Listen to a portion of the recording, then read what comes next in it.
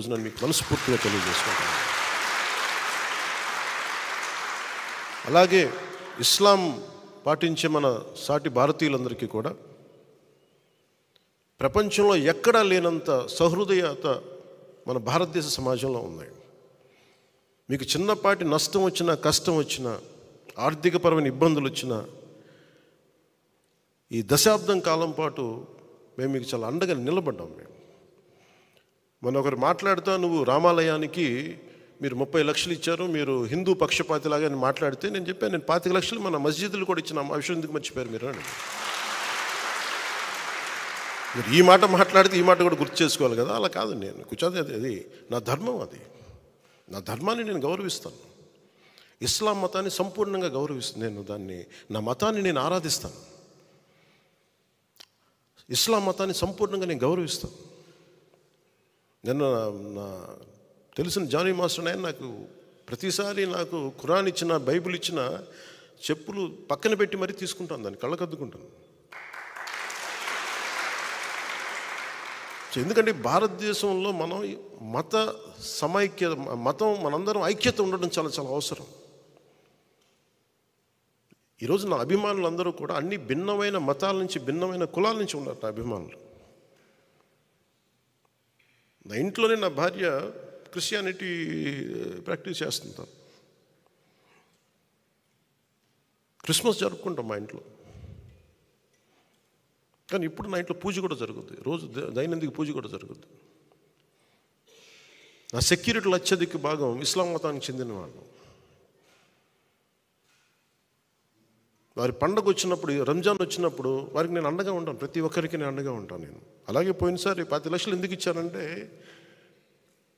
ముఖ్యంగా ఈ మద్రాసాల్లో పిల్లలు చదువుకోవడానికి, వాళ్ళకి ఏదైనా అవసరాలకి 10 లక్షలు నేను ఇచ్చాను. నేను ఎప్పుడు, నేను కొన్నిసార్లు ఇప్పుడు తెలియజేశాను, ఈసారి ప్రతి సంవత్సరం తెలియచేయను నేను, అంతే సైలెంట్గా చేసుకుని వెళ్ళిపోతుంటాను. నేను దీన్ని స్వార్థ రాజకీయ లబ్ధి కోసం, రాజకీయ ప్రయోజనాల కోసం వాడే వ్యక్తిని కాదు నేను. ఎవరైనా సరే కూర్చోబెట్టి మత ప్రాతిపాదికన ఓటింగ్ కోసం నేను కన్వీనియంట్గా మాట్లాడే వ్యక్తిని కాదు. ప్యూరెస్ట్ సెక్యులరిస్ట్ అనేవాడు, పరిపూర్ణమైన లౌకికవాది నాలాగే మాట్లాడతాడు.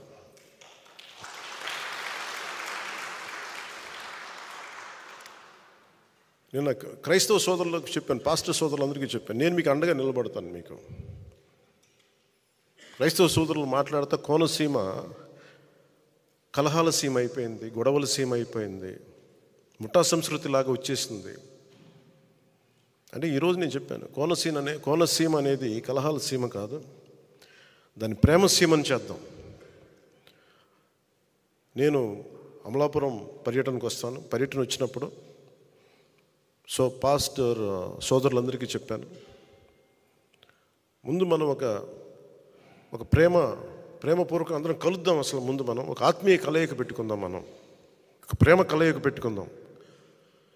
జనసేన అంటే కూర్చోబెట్టి వాళ్ళు చెప్తా ఉన్నారు, మీరు ఎక్కువ హిందుత్వ అని మాట్లాడుతుంటే, నేను హిందుత్వ ఎక్కువ కాదు, నేను మాట్లాడను. నా ఇంట్లో లేని నేను బయట ఎక్కడి నుంచి మాట్లాడగలను? నేను హిందుత్వం అనేది మాట్లాడానంటే నేను ఆ మతంలో, ఆ ధర్మంలో పుట్టాను నేను, నా ధర్మాన్ని నేను గౌరవించాలి అని చెప్తూ నేను చెప్పాను, నేను ఓట్ల కోసం మిమ్మల్ని ఇప్పుడు ఓట్లు అడగను, మీకోసం నిలబడతాను. మీరు నాకు ఓట్లు వేసినా ఏగిపోయినా, మీకు కష్టం వచ్చినప్పుడు జనసేన పవన్ కళ్యాణ్ అనే వ్యక్తి మీకు ఎప్పుడు అండగా ఉంటారు.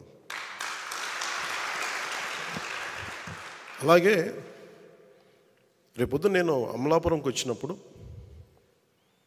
నేను ముందుగా మన క్రిస్టియన్ పాస్టర్ సోదరులతోటి, సోదరిమణులతోటి ముందు మీతోటి ఒక సంపూర్ణంగా ఒక రోజు గడిపి నా కమిట్మెంట్ మీకు తెలియజేసుకుంటాను, నా ప్రేమ మీకు తెలియజేస్తాను. ఇదంతా నేను ఓట్ల కోసం చేయట్లేదు. నేను ఎలాంటి వ్యక్తిని నా వ్యక్తిత్వం చూపించడానికి మీకు తెలియజేస్తాను. నేను వారికి ఒకటే చెప్పాను, నేను బైబిల్ సూక్తిని చాలా చిన్నప్పుడు నాకు ఇమాన్యుయల్ టీచర్ అని ఆవిడ చెప్పిన మాట నాకు గుర్తుండిపోయింది. నన్ను చాలా దగ్గర తీసుకున్నారు. ఆవిడ చనిపోయారు, స్వర్గస్థులయ్యారు చాలా కాలం క్రితం. తనను తను తగ్గించుకున్నవాడు హెచ్చింపబడును అనే ఒక్క వాక్యం నాకు మహావాక్యం అయిపోయింది. ఒక్కోసారి అదే నాకు శాపం కూడా అయిపోయింది. నేను ఎప్పుడు తగ్గించుకుంటాను, సహాయం చేసి కూడా తగ్గించుకుంటాను. అది నాకు బైబిల్ తాలూకు ఆ ఆ మహావాక్యం ఒకసారి నన్ను తగ్గించేస్తాయి. నేనేమనుకుంటానంటే, నేను భగవంతుడి వాక్యాన్ని నేను విన్నాను, చూసేవాళ్ళకి అది మరీ నన్ను నేను చంపేసుకున్నట్టుగా ఉంది, తగ్గించేసుకున్నట్టుగా ఉంది అని నేను ఒకసారి అనుకున్నప్పుడు, ఎప్పుడు నాకు భగవంతుడు అండగా ఉన్నాడు. దాన్ని క్రైస్తవుని పిలవండి, అల్లా అని పిలవండి, లేదంటే ఈశ్వరుని పిలవండి, రామాని పిలవండి, జగన్మాత అని పిలవండి, ఆ సుప్రీం ఫోర్స్కి అది నిరాకారం. ఆ భగవతత్వం నన్ను ఎప్పుడు కాపాడింది. ఈ మాట ఎందుకు నేను ఉటంకిస్తున్నానంటే, నిన్న మండపేట, ఇది ప్రత్యేకించి ఎన్నికలకు సంబంధించిన విషయం కాబట్టి మీకు చెప్తా ఉన్నా. మండపేట నుంచి మన నాయకులు చాలామంది వచ్చి చాలా బాధపడిపోతూ ఉన్నారు. మనం పొత్తులో ఉండి మన